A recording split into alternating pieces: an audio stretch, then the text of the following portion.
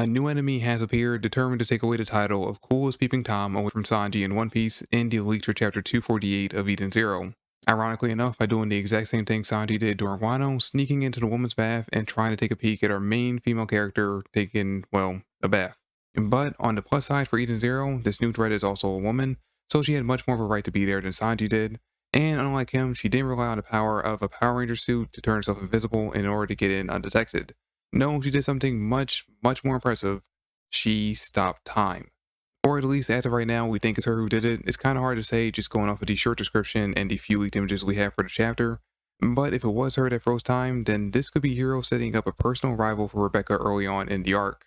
Because as we creep closer and closer to the final battle, we'll have to establish an opponent for each member of the crew, and an android that has the ability to stop time makes the most sense for a person whose ether gear allows her to reverse time to face off against.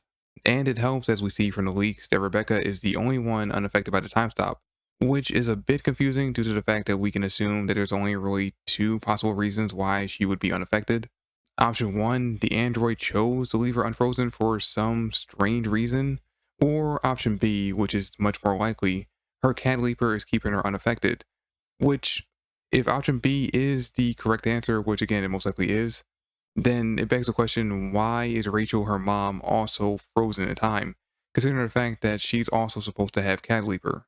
And now, it could be perhaps Rebecca's cat leaper is somehow special compared to the ones that previous members of her family had, and that even though Rachel told her that traveling to Universe Zero would cut off her time-based abilities, that the ether gear has evolved in some way, allowing her to still have access to them or brand new ones. I mean, as we saw during the New Game Plus arc, Rebecca does still have access to her overdrive, and she seemingly does have some kind of ability, as we saw her trying to activate it during the bath scene on Eden Zero. So there are some hints that maybe Rebecca might have new abilities with her cat leaper, and this could be the reason why she's not affected by the time stop. She has abilities that Rachel doesn't have access to. And you know what? It could be that those abilities don't even have to be time-based. It could be that Rebecca's new cat leaper abilities are what she originally thought cat leaper was in the first place. Speed-based. Maybe she's just moving so fast that the time stop doesn't affect her. Now, all that being said, option 1 is still a viable option because it could be that if this android is the one using the time stop ability, that she chose to have Rebecca not affected by it. In fact, because of the fact that we only have the still image at the very end of the chapter based on the delete images, we don't even know if this android is affected by it or not. It could be that this android is actually just frozen in time and that she was sneaking her way into the bath to try to assassinate them. I mean, I guess this is technically us going into a third option now, but it could be that this whole time freezing ability is actually Rebecca activating her brand new cat leaper ability.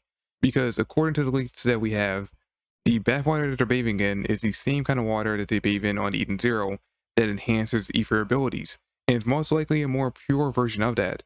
So maybe just by bathing in this for a little bit, it completely activated whatever her new abilities with cat leaper are, and she accidentally froze time. And if that's the case, then I could definitely see the next chapter starting up with Rebecca just happened to see the robot in a corner, frozen in time, and then once she realizes that she's the one controlling this, deactivating it, and then just warning everyone there present about the android and they all going on the attack. And while the leak description for this chapter didn't make exactly clear who's in the bathhouse with Rebecca, we do know for a fact that Homer is there, and just her alone should be enough manpower to take down this android, assuming it's not stronger than a Dark Star. Unfortunately, the sad news is we won't have the answer to any of these questions until at least chapter 249, but these questions definitely have me intrigued as to what's going on currently with this android and Rebecca's cat leaper.